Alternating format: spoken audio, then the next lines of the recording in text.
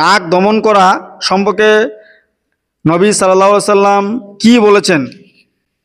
সেই হচ্ছে প্রকৃত বীর, যে নিজের রাগ দমন করতে পারে। নিজের রাগ দমন করতে পারে। আচ্ছা, পাপের পরে তওবা করা কেমন কাজ?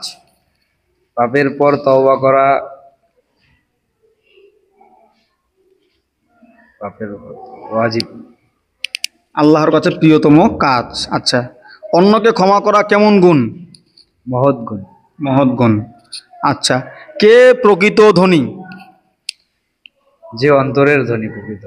আহ, যে মূলত হচ্ছে অল্পতেই সন্তুষ্ট, সেই প্রকৃত ধনী।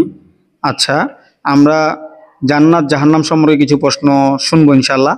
মৃত্যুর পর প্রথম প্রশ্নকারী ফেরেশতার নাম কি?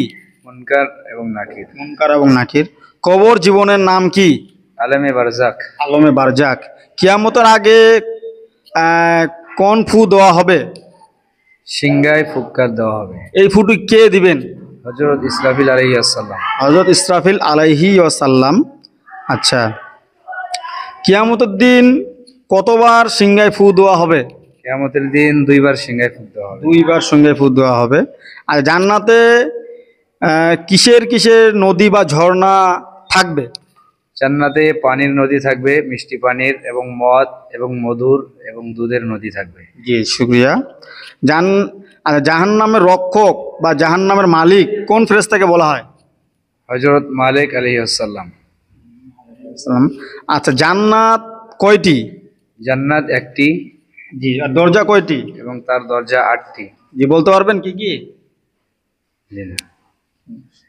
আচ্ছা,